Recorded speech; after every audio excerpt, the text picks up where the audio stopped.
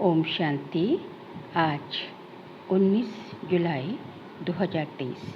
आज की ईश्वरी वाणी की मुख्य पंक्तियाँ हैं। मीठे बच्चे, तुम्हारा ये जन्म बहुत ही अमूल्य है, क्योंकि बाप स्वयं इस समय तुम्हारी सेवा करते हैं। तुम्हारा ये जन्म बहुत ही अमूल्य है, क्योंकि बाप स्वयं इस समय तुम्हारी सेवा करते हैं। लक्ष्य सोप से तुम्हारे वस्त्र साफ करते हैं। प्रश्न है, जो अल्लाह को सृष्टि का रचयिता कहते हैं, उनसे कौन सा प्रश्न पूछना चाहिए? उत्तर है, उनसे पूछो, जब अल्लाह ने सृष्टि रची तो रचना के लिए उन्हें फीमेल चाहिए। भला अल्लाह की फीमेल कौन? गॉडफादर कहते हो तो जरूर मदर भी चाहिए। तुम बच्चे इस गुह्य राज को अच्छी तरह से जानते हो। अल्लाह की फीमेल है ये ब्रह्मा, ये है तुम्हारी बड़ी माँ। इस बात को मनुष्य समझ नहीं सकते। गीत है, किसने ये सब खेल रचाया? ओम शांति। बच्चे जानते हैं, कोई भी मनुष्य इस गीत का यथार्थ अर्थ कर न सके। नाटक बनाने वाले भी नहीं समझते, ऐसे ही गीत बना देते हैं, जैसे शास्त्र बना देते हैं, समझते कुछ भी नहीं। तुम वेदों के लिए कहते हो ये धर्म शास्त्र नहीं है। शास्त्र कहेंगे, लेकिन धर्म शास्त्र नहीं है। अब धर्म शास्त्र से तो कुछ फ़ायदा होना चाहिए। धर्म शास्त्र का अर्थ भी नहीं समझते हैं। शास्त्र अर्थात जिसमें कोई धर्म स्थापन होता है किसी द्वारा, तो पूछना चाहिए, वेद उपनिषद किस धर्म के शास्त्र हैं? वह धर्म किसने स्थापन किया? इनसे तो कोई धर्म ही नहीं निकलता है। कौन कौन से धर्म हैं वह भी समझाया जाता है। जैसे झाड़ में मुख्य है थुर अर्थात तना, फिर बड़ी डाल, फिर छोटी छोटी डालियाँ निकलती हैं। तो बच्चों को समझाया जाता है, ये जो धर्मशास्त्र है, सर्वशास्त्रमयी शिरोमणि गीता, वह है धुर। उसके बाद बाकी सब ठहरे रचना। ये इस्लामी, बौद्धी, क्रिश्चियन आदि ये सब कल्प वृक्ष के डाल हैं। गीता में भी लिखा हुआ है, मनुष्य सृष्टि का झाड़ है। तो ये झाड़ का राज बुद्धि में अभी बैठा है। इसका मुख्य धुर है आदि सनातन देवी देवता धर्म। इस झाड़ की भेंट बड़ के झाड़ से की जाती है। वह बहुत बड़ा होता है। झाड़ जब पुराना होता है तो उनका धुर सड़ जाता है, बाकी डालियाँ रहती हैं। ये भी ऐसे ही है। बच्चे जानते हैं, इनका धुर जो देवी देवता धर्म था वह अभी है नहीं। परमात्मा 24 अवतार लेते हैं तो वे सर्वव्यापी हो नहीं सकते। जब अवतार लेते हैं तो उनको सर्वव्यापी कैसे कहेंगे? नई बात है ना? कितना बड़ा झाड़ है, धूल है ही नहीं। एक भी मनुष्य नहीं जो कहें हम आदि सनातन देवी देवता धर्म के हैं। आगे बाबा ने कहा, सतयुग को लाखों वर्ष पिछाड़ी से में ले जाते हैं। कितनी मुश्किलात की बात हो गई है। अब सभी मनुष्य दुखी ही दुखी हैं। सुखी हो सकता है। सन्यासियों की बुद्धि में भी ये भेंट आएगी नहीं कि ये यहाँ का विष्टा समान सुख है और अथाह दुख है। ये उन्हों को पता नहीं है। अब बाप बतलाते हैं, तुमको अथाह सुख में फिर ले जाता हूँ। इस समय अपना पाठ बजाए सभी कुछ करके छिप जाते हैं। यूं पाठ तो सभी बजाते हैं। इस्लामी, बौद्धी आदि सब छिप जाएंगे, ऊपर चले जाएंगे। ये भी कोई नहीं जानते। मनुष्यों को ही समझाया जाता है, जानवर को तो नहीं बताएंगे। मनुष्य का जन्म सबसे ऊंच गाया जाता है। वह कौन सा? कहते भी हैं कि मनुष्य की तो चमड़ी भी काम में नहीं आती। फिर कहते हैं मनुष्य का जन्म उत्तम है। वास्तव में तुम्हारा ये जन्म उत्तम है, जो बाप बैठ तुम्हारी सेवा करते हैं। दुनिया के मनुष्यों का ये जीवन बहुत कनिष्ठ है। तुम जानते हो, हम भी पहले छीछी मुचपलिती मनुष्य थे। अब बाबा हमारे इस वस्त्र को ज्ञान लक्ष्य सोप से साफ करते हैं और कहते हैं, अब अपने बाप को याद करो। आगे बाबा ने कहा, इस दुनिया में बाप को कोई भी नहीं जानते हैं।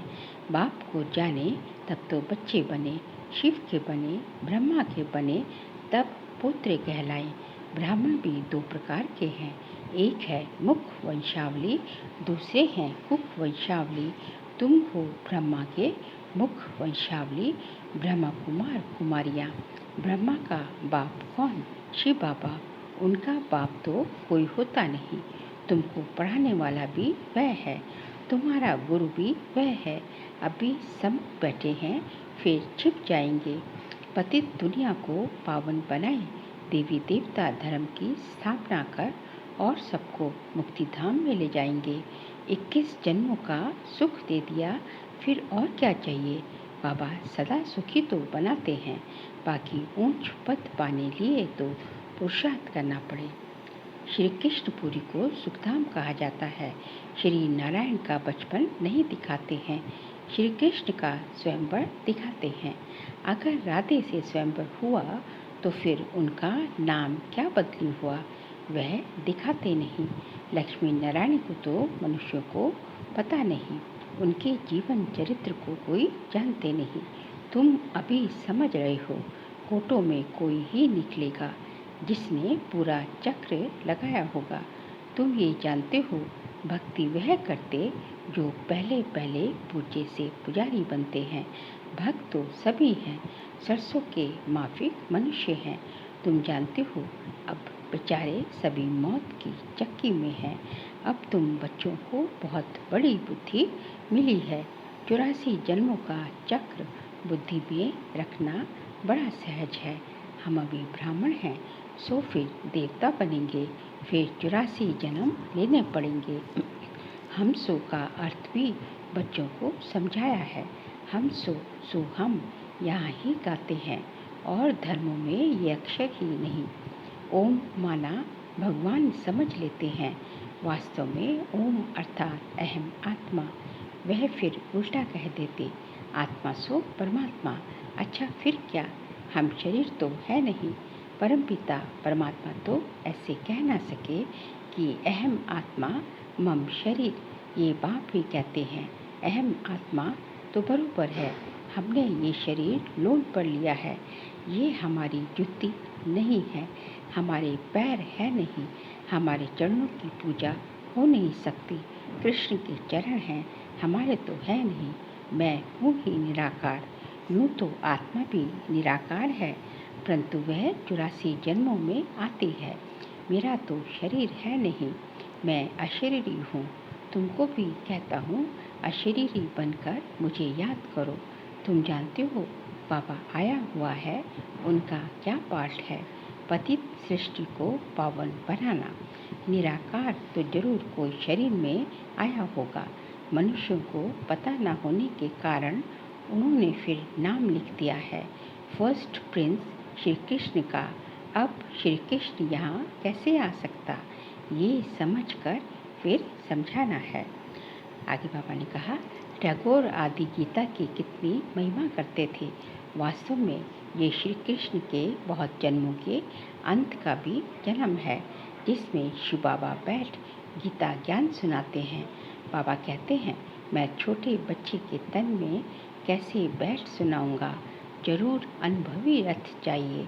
ड्रामानुसार हमारा ये रथ मुकर्रर है, ऐसे नहीं कि फिर दूसरे कल्प में और रथ लूँगा। ब्रह्मा द्वारा ही स्थापना करेंगे। कल पहले भी तुम ब्रह्मा कुमार कुमारियों ने ब्रह्मा द्वारा वर्षा लिया था। अब बाबा कहते हैं, और संग तोड़ मुझ संग जोड़ो। मेरा तो एक शिव बाबा, दूसरा न कोई। तुम मात पिता हम बालक तेरे, जिसकी इतनी महिमा है, अभी तुम उनके सम्मुख बैठे हो। विचार किया जाए, बरोबर हमको किसने रचा?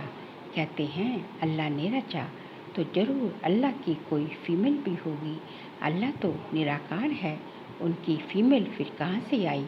तुम गॉड फादर कहते हो, तो फादर हमेशा रचता होता है। मदर ही ना हो तो उनको फादर कैसे कहेंगे? बच्चा पैदा होता है तभी फादर कहा जाता है। ये किसको पता नहीं, गॉड फादर की फीमेल कौन है? ये है सबसे हुई ये बातें, आदम बीवी दोनों हैं। आदम उनको कहेंगे तो फिर सरस्वती को बीबी नहीं कह सकते। वह बीबी हो तो फिर उनकी माँ कौन? ये बड़ी समझने की बातें हैं। बाप ही बैठ समझाते हैं।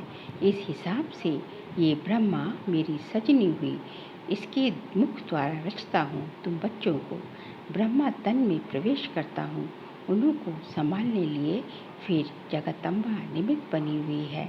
आदिदेव ब्रह्मा और जगत अम्बा सरस्वती ये कौन है? विवेक कहता है ब्रह्मा की बेटी है सरस्वती, तो रचना कैसे रची? ब्रह्मा द्वारा रचा तो ये है बड़ी माँ। फिर संभालने के लिए मम्मा भी है, बाबा भी है। पहले नंबर में सरस्वती जाती है। जगदम्बा की कितनी महिमा है, अब तुम समझ गए हो। हम सो ब्राह्मण बने हैं, हम ईश्वर की गोद में आए हैं। इसमें भी दो प्रकार के हैं, सगे और लगे। एक ही माता के बच्चे, फिर सगे और लगे का तो सवाल ही नहीं उठता। यहाँ भला सगे और लगे क्या कहा जाता है? कहते हैं जो सगे बनते हैं वो प्रतिज्ञा करते हैं, हम पवित्र बन वर्षा लेंगे, तो ऐसे पवित्र ही गद्दी नशीन वारिस बनते हैं। लगे फिर प्रजा में चले जाते हैं। सगे भी बहुत बनेंगे, फिर उनमें भी नंबरवार होंगे। जितना जो पुरुषार्थ करेंगे वह माँ बाप के तख्त पर बैठेंगे। मम्मा बाबा तख्त पर बैठते हैं तो हमको भी तख्त मिलना चाहिए, परंतु बनेंगे नंबरवार। तो ये है योग की यात्रा। बाबा को याद करना है, सुदर्शन चक्र फिराना है, आप समान बनाना है, मेहनत करनी पड़ती है। आप समान बनाने में बच्चियाँ परिचय देकर बाप के पास रिफ्रेश होने के लिए ले आती हैं। बाबा देखते हैं कौन कौन बाप से पूरा वर्षा लेंगे और सब तरफ से ममत्व मिटाई एक तरफ लगाएंगे। जानते हैं बाबा हमको विश्व का मालिक बनाने वाला है। बाप कहते हैं हम तुमको स्वर्ग का मालिक बनाएंगे, फिर चाहे सूर्यवंशी चाहे चंद्रवंशी बनो। तो बाप अपने आप सब कुछ कर रहे हैं, फिर छिप जाएंगे। घड़ी घड़ी अवतार तो लेते नहीं हैं, उनको अपना शरीर है नहीं, ये वह एक ही बार आते हैं। तुम तो घड़ी घड़ी एक चोला छोड़ दूसरा लेते रहते हो। मैं पुनर्जन्म में आता नहीं हूँ। कितना अच्छी रीति समझाते हैं। आगे ये बातें बुद्धि में नहीं थी, अनायास घर बैठे रास्ते जाते बाबा ने प्रवेश कर लिया। फिर मालूम पड़ा अब दिन प्रतिदिन सब बातें बुद्धि में बैठती जाती हैं। कहते हैं ना हम 7 दिन का बच्चा हूँ, 2 मास का बच्चा हूँ। यह ज्ञान 2 सेकंड में भी मिल सकता है। कितने बच्चे हैं और कोई सत्संग नहीं होता जहाँ इतने बच्चे हों। प्रजापिता ब्रह्मा और जगत अम्बा भी बाप के बेटे बेटी हैं, ना कि मेल फीमेल। मेल फीमेल इतने बच्चे कैसे पैदा करेंगे? मुख वंशावली की तो बात ही नहीं। जिन्होंने कल पहले माता पिता का बनकर वर्षा पाया है वही आते रहते हैं। कलम लगती रहती है, बगीचा है ना। अभी देवी देवता धर्म के फूल तो है नहीं, बाकी सब जैसे कांटे हैं, चुभते हैं। ये कांटों की दुनिया है। बाप आकर कांटों से कली कली से फूल बनाते हैं। श्रीमत पर नहीं चलते हैं तो फिर गिर पड़ते हैं। बाबा समझ जाते हैं ये विकारों में गिर गया, अभी तुम पतित से पावन बन रहे हो। बापू गांधी भी पतित पावन को याद करते थे, चाहते थे वर्ल्ड ऑलमाइटी अथॉरिटी का राज्य हो, सो तो बाप ही स्थापन करेंगे। तुम जानते हो अब हमको इस कंसपुरी से कृष्णपुरी में जाना है। भारत में सतयुग था, लक्ष्मी नारायण का राज्य था। 5000 वर्ष की बात है। 5000 वर्ष से पुरानी चीज कोई होती नहीं। लाखों वर्ष की तो कोई चीज रह ना सके। देखो तुम बूढ़ी माताएं गुड़गांव से आई हो, माता पिता के पास जिनसे वर्षा मिलता है। बाप भी बूढ़ियों को देख खुश होते हैं। 5000 वर्ष पहले भी आकर वर्षा लिया था। सारा मदार पुरुषार्थ पर है। तुम बुढ़ियाएँ इतना ज्ञान उठा नहीं सकती। ये दादा बूढ़ा तो बहुत अच्छा पढ़ता है, तुम समझती हो जवान सरस्वती माँ अच्छा पढ़ती है। अरे ये तो ब्रह्मपुत्रा नदी है, ये तो जरूर ज़्यादा पढ़ते होंगे ना। ये बूढ़ा सबसे तीखा है, वह तो फिर भी बेटी हो गई, बुढ़ियों के लिए भी है बहुत सहज। बाबा को याद करते रहेंगे। ओहो शिव बाबा, कुर्बान जाऊं, आप तो सुखधाम में ले जाते हो। बस ऐसे खुशी में रहो तो भी बेड़ा पार है। हमेशा समझो, शिव बाबा समझाते हैं, इनको छोड़ दो मतलब ब्रह्मा को छोड़ दो। ऐसे ही समझो, शिव बाबा सुनाते हैं तो बुद्धि योग शिव बाबा पास जाने से विकर्म विनाश होंगे। मम्मा भी शिव बाबा से सुनकर सुनाती है, सदैव एक शिव बाबा को ही याद रहे तो विकर्म विनाश होते रहेंगे। अच्छा, मीठे मीठे सिखिलते बच्चों प्रति माता पिता बाप दादा का याद प्यार और गुड मॉर्निंग। रूहानी बाप की रूहानी बच्चों को नमस्ते। हम रूहानी बच्चों की रूहानी बाप दादा को नमस्ते नमस्ते नमस्ते। सार के लिए पॉइंट्स हैं, गद्दी नशीन पक्का वारिस बनने के लिए पवित्रता की प्रतिज्ञा कर सगा बच्चा बनना है और संग तोड़ एक संग जोड़ना है। आप समान बनाने की सेवा करनी है, कांटे से कली, कली से फूल बनना और बनाना है, नई झाड़ की कलम लगानी है। आज का बाबा का वरदान है, कर्मों की गुए गति के ज्ञाता बन, धर्मराजपुरी की सजाओं से बचने वाले विकर्माजीत भव। कर्मों की गुए गति के ज्ञाता बन, धर्मराजपुरी की सजाओं से बचने वाले विकर्माजीत भव। सजाओं के अनुभव को ही धर्मराजपुरी कहते हैं, बाकी धर्मराजपुरी कोई अलग स्थान नहीं है। लास्ट में अपने किए हुए पाप जमदूत के डरावने रूप में सामने आते हैं। अरे उस समय पश्चाताप और वैराग्य की खड़ी होती है। छोटे छोटे पाप भी भूत की तरह लगते हैं, पश्चाताप की त्राही त्राही होती है।